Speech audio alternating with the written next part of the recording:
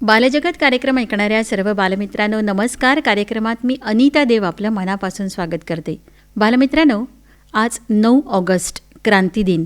अर्थातच मागच्या रविवारी आपण 2 ऑगस्ट निमित्त बालक्रांतीवीरांच्या गोष्टी ऐकल्या होत्या आणि त्यातून आपण एक वेगळ्या प्रकारची प्रेरणा घेतली.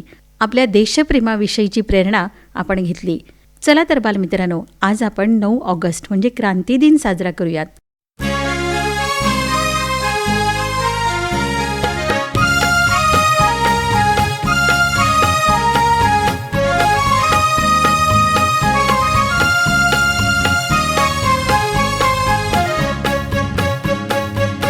शूर आम्ही सरदार, आम्हाला काय कुणाची भीती. शूर आम्ही सरदार, आम्हाला काय कुणाची भीती. देव देसन धर्मापायी प्राण घेतलं हाती. शूर आम्ही सरदार, आम्हाला काय कुणाची भीती.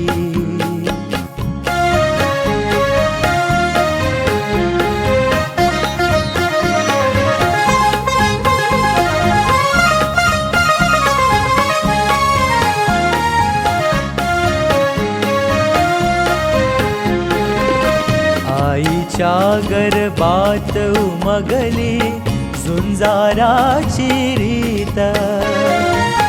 आईच्या गर्भात उमगली झुंजाराची रीत. तरवारीशी लगीन लागलं, जडली येडी प्रीत. लाख संकट झेलून घेईल अशी पहाडी छाती. देव देसन धर्मापायी प्राण घेतलं हाती.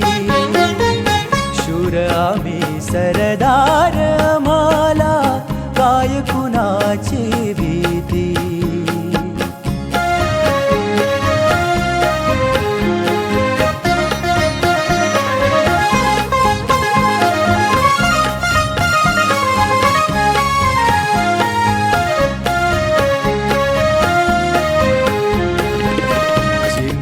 वेवा कटून मराव हेच आम्हाला ठाव. जिंकावेवा कटून मराव हेच आम्हाला ठाव. लढून मराव मरून जगाव हेच आम्हाला ठाव. देशापायी सारी सरू माया ममता नाती. देव देसन धर्मापायी प्राण घेतलं हाती. शूर आम्ही सरदार, आम्हाला काय कुणाची भीती.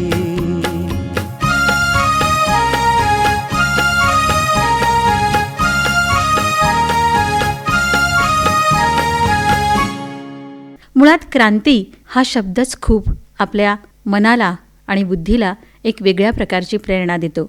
आणि आठवलं ना तर आपल्या क्रांतिकारकांनी आपल्या देशासाठी खूप मोठं बलिदान केलं आहे. त्याच क्रांतीवीरांना आपल्याला आठवायचं आहे. तर आठवताना एका नाटिकेतून जर आपण ते ऐकलं तर किती छान वाटेल बरं. म्हणून तर आजच्या बालजगत या कार्यक्रमात आपण प्रगती विद्यालय बीड इथल्या विद्यार्थ्यांनी सादर केलेली ही क्रांती दिनानिमित्तची नाटिका आता आपण ऐकणार आहोत. चला तर ऐकूयात. आज 9 ऑगस्ट क्रांती दिन या निमित्ताने प्रगती विद्यालयाचे बालवीर घेऊन आले आहेत एक छोटीशी सुंदर नाटिका, ज्यामध्ये मार्गदर्शिका सपना सुदामा प्रसाद अग्रवाल, सूत्रधार केलेले आहे यशोधन सखाराम जुनगुरे. यामध्ये पात्र आहेत कृष्णा एकनाथ काकडे. शंभू या पात्रामध्ये आहे आर्यन भागवत जायभाय. त्यानंतर वैभव विकास सोनोने, अखिलेश अर्जुन दहीफळे, अमृता अशोक जगताप, अनुज उत्तरेश्वर घोलप आणि तसेच शेख अनस सरफराज. आज 9 ऑगस्ट म्हणजेच क्रांती दिवस, भारतीय इतिहासातील एक पवित्र आणि तेजपुंज दिन, अर्थातच क्रांती दिन. आज आपण त्या सर्व महान देशभक्तांना वंदन करण्यासाठी एकत्र आलो आहोत, ज्यांनी आपल्या मातृभूमीच्या स्वातंत्र्यासाठी हसत हसत प्राणांची आहुती दिली. देशभक्तिवृताः वीराः परार्थे त्यक्त जीविताः क्रांत्यग्नौ आहुताः सर्वैः वंदनीयाः युगे युगे. क्रांती दिनाचे महत्त्व सांगायचं झालं तर आपल्याला माहीतच असेल की सन 1942च्या याच दिवशी मुंबईच्या गवालिया टँक मैदानावर महात्मा गांधींच्या नेतृत्वाखाली चले जाओ या ऐतिहासिक लढा पुकारण्यात आला. ब्रिटिश भारताबाहेर हाकलून लावण्यासाठी गांधीजींनी डू और डाय अर्थात करेंगे या मरेंगे हा मंत्र देशवासी लोकांना दिला. हा केवळ एक राजकीय लढा नव्हता, तर तो प्रत्येक भारतीयाच्या आत्मसन्मानाचा आणि स्वातंत्र्याच्या तीव्र इच्छेचा महास्फोट होता. हुतात्म्यांनी दिलेली प्राणांची आहुतीला खरंच नमस्कार आहे. 9 ऑगस्टची पहाट उजळताच ब्रिटिशांनी गांधीजींच्या सोबतच सर्व मुख्य नेत्यांना अटक केली. यामुळे देशवासियांचा संताप अनावर झाला. संपूर्ण भारत देशामध्ये जणू काही क्रांतीचा वनवास पेटून उठला. लहानांपासून मोठ्यांपर्यंत सर्वसामान्य जनता रस्त्यावर उतरली. पोलिसांच्या गोळ्या, लाठीमार आणि तसेच असंख्य अमानुष अत्याचार सहन करूनही देशभक्तांनी माघार घेतली नाही. हजारो तरुणांनी हसत हसत फासावर जाणे पसंत केले, तर अनेक क्रांतीवीरांनी अतोनात मानसोपचार आणि शारीरिक त्रास सहन करत प्राण सोडले. मातीचे हे कण आणि हुतात्म्यांचे रक्त सांडूनच आपल्या स्वातंत्र्याचा हा स्वर्ण सूर्य उगवला आहे. मग आज आपले कर्तव्य आहे की तेही समजले पाहिजे. 9 ऑगस्टची क्रांतीचा दिवस आपल्याला फक्त इतिहास आठवण्याचा दिवस नाही, तर आपल्या कर्तव्याची जाणीव करून देण्याचा दिवस आहे. ज्या स्वतंत्र भारतात आपण आज श्वास घेत आहोत, ते स्वातंत्र्य टिकवून ठेवणे आणि देशाची एकता व अखंडता राखणे हीच त्या हुतात्म्यांना खरी श्रद्धांजली ठरेल. चला, आजच्या या पवित्र क्रांतीदिनी आपण पुन्हा एकदा आपल्या संविधानाचा आणि देशाच्या हिताचा संकल्प करूया आणि हुतात्म्यांना श्रद्धांजली वाहण्यासाठी प्रगती विद्यालयातील बालवीर हे देशभक्तीने ओतप्रोत एक छोटीशी नाटिका सादर करणार आहेत. आपण त्या नाटिकेचा आस्वाद घेऊया. आज 9 ऑगस्ट 1942. काल रात्री गोवालिया टँक मैदानावर क्रांतीचे एक नवे पर्व सुरू झाले. राष्ट्रपिता महात्मा गांधी यांनी संपूर्ण देशाला एकच मंत्र दिला आहे, करो या मरो. इंग्रजांना आता या देशातून बाहेर पडावेच लागेल. पण इंग्रज सरकार क्रूर झाले आहे. त्यांनी रात्रीतूनच गांधीजी, नेहरू, आझाद अशा सर्व ज्येष्ठ नेत्यांना अटक केली आहे. आंदोलन नेतृत्वहीन झाले आहे असे सरकारला वाटते, पण त्यांना माहीत नाही की आता या देशातील प्रत्येक गल्ली, प्रत्येक घर आणि प्रत्येक मूल स्वातंत्र्य भारताचा नेता बनले आहे. अशाच एका छोट्या गावात स्वातंत्र्याची मशाल हाती घेतलेली काही मुलं एकत्र आली आहेत. जय वीर सरिता, कुठे आहात सगळे? लवकर बाहेर या. मी आत्ताच गावातून येतोय. गावातील परिस्थिती खूप गंभीर आहे. इंग्रज पोलिसांनी संपूर्ण गावाला वेढा घातला आहे. कलेक्टरने जाहीर केले की जो कोणी चले जाओ बोलेल त्याला थेट गोळी घातली जाईल. आपले ज्येष्ठ नेते विठ्ठल काका यांना सुद्धा त्यांनी मारत मारत पोलीस गाडीत टाकले. काय? विठ्ठल काका हात उचलला त्या गोऱ्या माकडानं. शंभू, आपण गप्प बसू शकत नाही. हे इंग्रज स्वतःला समजतात काय? आपल्याच देशात आपल्याच अन्न पाण्यावर जगून आपल्याच लोकांना गुलाम बनवतात. आता रक्ताचा बदला रक्तानेच घेतला जाईल. माझ्या अंगातलं रक्त उसळ्या मारतंय. मला बंदूक द्या. मी आत्ताच जाऊन त्या पोलीस चौकीला आग लावतो. वीर, थांब. तुझा राग रास्त आहे, पण आवेशात येऊन विचार न करता पाऊल टाकले तर आपण इंग्रजांच्या जाळ्यात अडकू. विठ्ठल काकांनी जेलमध्ये जाताना माझ्याकडे बघून काय सांगितले माहिती आहे का? ते म्हणाले, जय, आता या देशाची धुरा तुमच्या हातात आहे. क्रांतीची ही ज्योत विझू देऊ नका. आपल्याला लढायचे आहे, पण बुद्धीने. इंग्रजांकडे बंदुका आहेत, दारुगोळा आहे आणि सत्ताही आहे, पण आपल्याकडे काय आहे? आपल्याकडे आहे या मातृभूमीवरचे अथांग प्रेम आणि आढळ आत्मबळ. जय अगदी बरोबर बोलतोय. अरे वीर, जेव्हा झाशीची राणी लक्ष्मीबाई इंग्रजांविरुद्ध लढली तेव्हा तिच्याकडे त्यांच्या एवढी फौज नव्हती, पण तिच्याकडे काय होते? स्वराज्य मिळवण्याची दुर्दम्य इच्छाशक्ती, तसेच गुलामीच्या बेड्या तोडून टाकण्याची कमालीची जिद्द तिच्या रक्तात होती. आज गांधीजींनी दिलेला करो या मरो हा केवळ शब्द नाही, तो एक पवित्र यज्ञ आहे. या यज्ञात आपल्याला प्राणाची आहुती द्यावी लागली तरी चालेल, पण इंग्रजांना भारत सोडावाच लागेल. हा संदेश देशाच्या कानाकोपऱ्यात गेला पाहिजे. आपण मागे हटणार नाही. आता पाऊल फक्त पुढेच पडेल. मित्रांनो, इतिहास साक्षी आहे. 1857चे स्वातंत्र्य समर आपण का हरलो? कारण आपल्याकडे नियोजनाची कमतरता आणि अंतर्गत फुटीरताही होती. इंग्रजांची सर्वात मोठी ताकद काय आहे? त्यांची दळणवळण व्यवस्था आणि गुप्तहेर यंत्रणा. जर आपण त्यांची हीच ताकद तोडून टाकली तर ते अपंग होतील. केशव, तू काय म्हणत होतास? कशा प्रकारे सुरुवात करायची? अरे, माझ्या डोक्यात एक योजना आहे. इंग्रज सरकार येथून मिळणारा सगळा महसूल आणि दारुगोळा रेल्वेने मुंबईला पाठवत आहेत. आज रात्री 12:30 वाजता ती मालगाडी आपल्या गावाजवळच्या जंगलातून जाणार आहे. आपण जर तिथले रेल्वेचे रूल सैल केले तर त्यांचा संपर्क तुटेल. आणि दुसरी गोष्ट, तालुक्याच्या कचेरीवर जोपर्यंत युनियन जॅक फडकत आहे तोपर्यंत आपण त्यांचे गुलाम आहोत असे दिसेल. आपल्याला तिथला युनियन जॅक उतरवून आपला तिरंगा फडकवावा लागेल.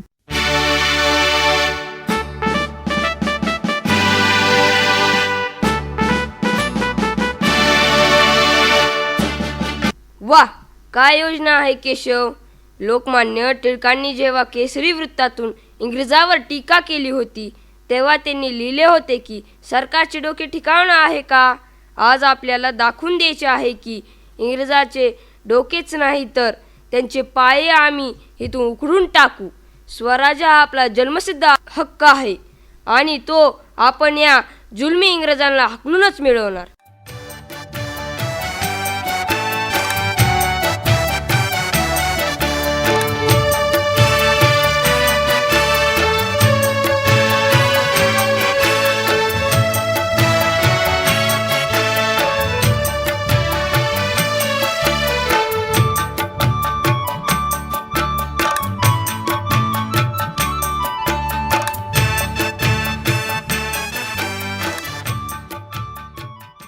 मला सांगा, पत्रके वाटायचे काम कोण करणार? अरे मग ते काम माझ्याकडे द्या की. गावातल्या महिला आणि मुलींना एकत्र करण्याची जबाबदारी माझी. इंग्रजांना वाटते की स्त्रिया फक्त घरात बसतात, पण त्यांना माहीत नाही की जेव्हा गरज पडेल तेव्हा याच हातामध्ये तलवारी आणि क्रांतीची पत्रकेही येऊ शकतात. आम्ही फक्त चूल आणि मूल सांभाळणारा नाही तर त्यासाठी बलिदान देणाऱ्या रणरागिणी आहोत. मी घराघरात जाऊन सांगणार आहे की उद्या जर तुमचा मुलगा किंवा पती देशासाठी घराबाहेर पडले तर त्यांच्या डोळ्यात अश्रू नसावेत तर अभिमानाचा टिळा असावा. चला उठा आणि या क्रांतीच्या लढ्यात आपले योगदान द्या.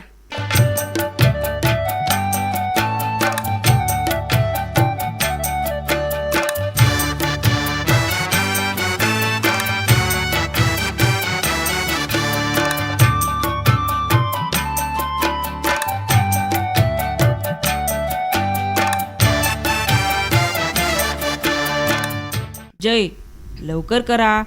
गाडी येण्याची वेळ झाली आहे. मला दूरवरूनच रेल्वेचा हॉर्न ऐकू येतो आहे. आणि रस्त्यावर पोलिसांच्या गाड्यांचेही दिवे दिसत आहेत. हो शंभू, शेवटचा नट राहिला आहे. वीर, जोरात पकड. तो पकड. हा निघाला. रूळ बाजूला झाला आहे. आता इंग्रजांची ही जुलामी गाडी पुढे जाऊ शकणार नाही. चला, इथून लवकर सुरक्षित ठिकाणी व्हा. बघितले इंग्रजाची मस्ती कशी जमिनीत जिरली. ते आता त्यांना समजेल की भारतातील तरुण शांत बसलेले नाहीत. आनंद साजरा करायला वेळ नाहीये. पोलिसांना समजले असेल की घातपात झाला आहे. ते गावात येतील आणि निरापराधी लोकांना त्रास देतील. आपल्याला आनंद साजरा करायला वेळ नाहीये. पोलिसांना समजले असेल की घातपात झाला आहे. ते गावात येतील आणि निरापराधी लोकांना त्रास देतील. आपल्याला थेट सरकारी कचेरीकडे कूच केली पाहिजे. सकाळ व्हायच्या आत तेथे तिरंगा फडकलाच पाहिजे. इंग्रजांनो, चले जाओ, चले जाओ. भारत माता की जय. Stop it, I will shoot. गोळ्या झाडणार. झाड गोळ्या. किती गोळ्या आहेत तुझ्या बंदुकीत? आमच्या या अथांग महासागराच्या जनसमुदायाला तू तुझ्या गोळ्यांनी थांबवू शकणार नाहीस. ही जमीन आमची आहे, हे आकाशही आमचे आहे आणि या देशावरचा अधिकारही आमचा आहे. तू कोण आहे आम्हाला थांबवणारा? वीरांनो, मागे हटू नका. बघा, हा आपला तिरंगा हा केवळ कपड्याचा तुकडा नाही, तर आपल्या देशाचा स्वाभिमान आहे. जोपर्यंत हा ध्वज कचेरीवर फडकणार नाही तोपर्यंत आमचा हा लढा थांबणार नाही. जोपर्यंत आमच्या शरीरात रक्ताचा शेवटचा थेंब आहे तोपर्यंत आम्ही मागे हटणार नाही आणि त्या तिरंग्याची शान कमी होऊ देणार नाही. अरे वीर, तुला गोळी लागली. काही फरक पडत नाही गोविंद. हे रक्त माझ्या देशासाठी वाहत आहे, याचा मला सार्थ अभिमान आहे. जय सरिता. घ्या हा ध्वज आणि फडकावा तो वर जाऊन.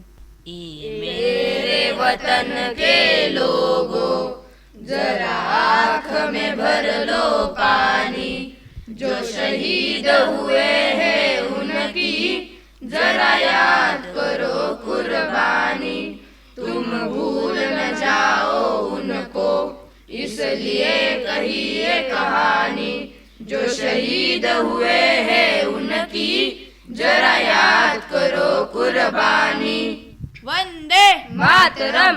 भारत माता की जय. आणि अशा प्रकारे 1942च्या त्या ऑगस्ट क्रांतीमध्ये देशातील लहानांपासून ते मोठ्यांपर्यंत प्रत्येक नागरिकाने इंग्रज सत्तेच्या चिंध्या उडवल्या. या लहान मुलांच्या मनात पेटलेली हीच विचारांची मशाल पुढे जाऊन स्वातंत्र्यप्राप्तीचे मुख्य कारण ठरले.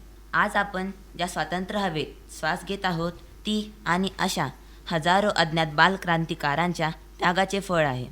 त्यांच्या या महान विचारांना आमचा त्रिवार सलाम. जय हिंद, जय भारत.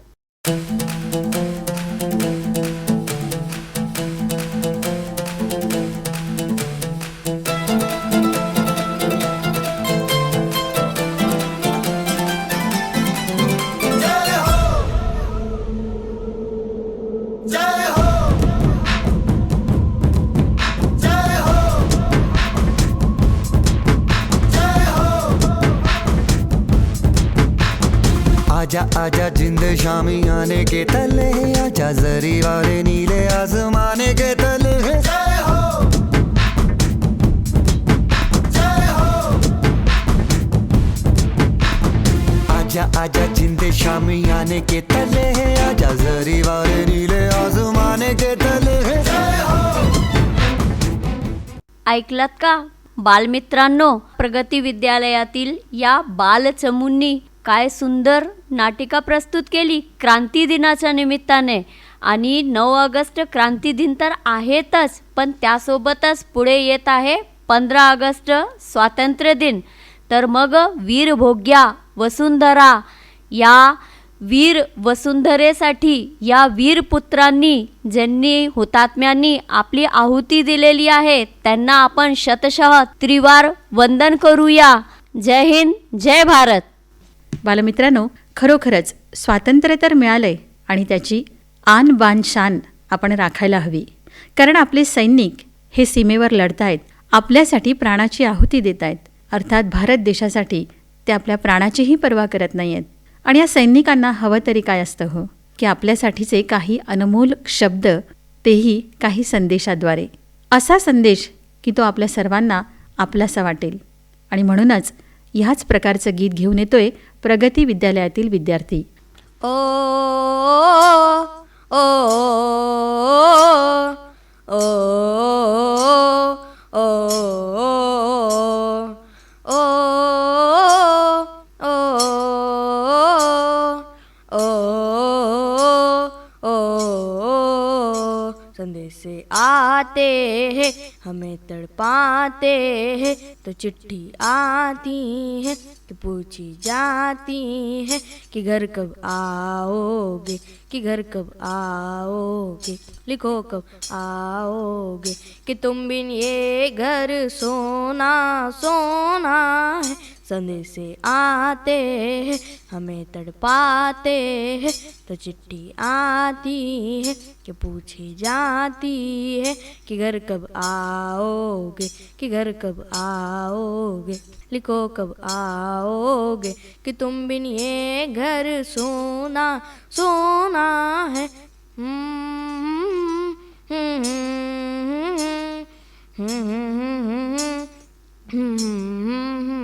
किसी दिलवाली ने किसी मतवाली ने ये खत लिखा है कि हमसे पूछा है। किसी की सांसों ने, किसी की धड़कन ने, किसी की चूड़ी ने, किसी के कंगन ने, किसी के गजरे ने, किसी के गजरे ने, महकती सुबहों ने, मचलती शामों ने, अकेली रातों ने, अधूरी बातों ने, तरसती बाहों ने, और पूछा है तरसी निगाहों ने कि घर कब आओगे, कि घर कब आओगे, लिखो कब आओगे, कि तुम बिन ये दिल सोना सोना है। संदेश से आते हैं हमें तड़पाते हैं तो चिट्ठी आती है तो पूछे जाती है कि घर कब आओगे, कि घर कब आओगे, लिखो कब आओगे, कि तुम बिन ये घर सोना सोना है।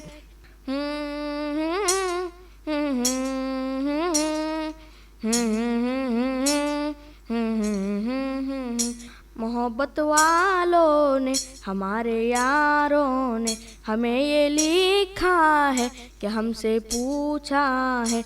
हमारे गाँवों ने, आम की छाँवों ने, पुराने पीपल ने, बरसते बादल ने, खेत खलियारों ने, हरे मैदानों ने, बसंती मेलों ने, झूमती बेलों ने, लचकते झूलों ने, महकते फूलों ने, चटकती कलियों ने, और पूछा है गाँव की गलियों ने कि घर कब आओगे, कि घर कब आओगे, लिखो कब आओगे, कि तुम बिन गाओ सोना सोना है। संदेश से आते हैं हमें तड़पाते हैं तो चिट्ठी आती है पूछी जाती है कि घर कब आओगे, कि घर कब आओगे, लिखो कब आओगे, कि तुम बिन ये घर सोना सोना है। ओ ओ ओ ओ ओ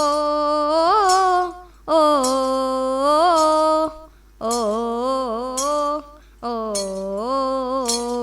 कभी एक ममता की, प्यार की गंगा की जो चिट्ठी आती है साथ वो लाती है मेरे दिन बचपन के, खेल वो आंगन के, वो साया आंचल का, वो टीका काजल का, वो लोरी रातों में, वो नरमी हाथों में, वो चाहत आँखों में, वो चिंता बातों में, बिगड़ना ऊपर से, मोहब्बत अंदर से, करे वो देवी माँ यही हर खत में पूछे मेरी माँ कि घर कब आओगे, कि घर कब आओगे, लिखो कब आओगे, कि तुम बिन आंगन सोना सोना है।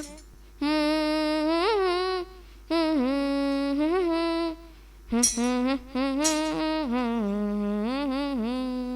गुजरने वाली हवा बता, मेरा इतना काम करेगी क्या? मेरे गाँव जा, मेरे दोस्तों को सलाम दे। मेरे गाँव में है जो वो गली, जहाँ रहती है मेरी दिलरुबा, उसे मेरे प्यार का जाम दे, उसे मेरे प्यार का जाम दे। वही थोड़ी दूर है घर मेरा, मेरे घर में है मेरी बूढ़ी माँ। मेरी माँ के पैरों को छू के तू उसके बेटे का नाम दे। ए गुजरने वाली हवा जरा, मेरे दोस्त तो मेरी दिलरुबा, मेरी माँ को मेरा पयाम दे। उन्हें जाके तू ये पयाम दे। मैं वापस आऊँगा, मैं वापस आऊँगा, मैं वापस आऊँगा, फिर अपने गाँव में उसी की छाँव में, कि माँ के आँचल से, गाँव के पीपल से, किसी के काजल से, किया जो था वो वादा निभाऊंगा। मैं एक दिन आऊँगा, मैं एक दिन आऊँगा, मैं एक दिन आऊँगा, मैं एक दिन आऊँगा। बालमित्रांनो, हे गीत आपण ऐकलंय, पण जेव्हा एखादा बालमित्र गातो ना, तेव्हा ते नक्कीच आपल्या मनाला भिडतं. चला तर बालमित्रांनो, आता कार्यक्रमाची वेळ संपत आली आहे. पुन्हा भेटूया पुढच्या बालजगत या कार्यक्रमात. तोपर्यंत मी अनिता देव आपला निरोप घेते. नमस्कार.